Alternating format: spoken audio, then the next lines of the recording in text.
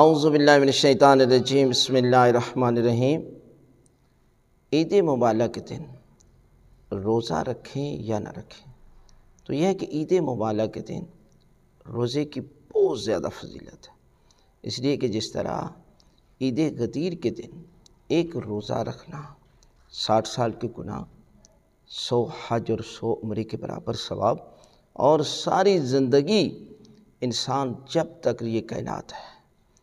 اس قدر انسان روزے رکھتا رہتا اسے ثواب ملتا، لیکن ایک روزے کا ثواب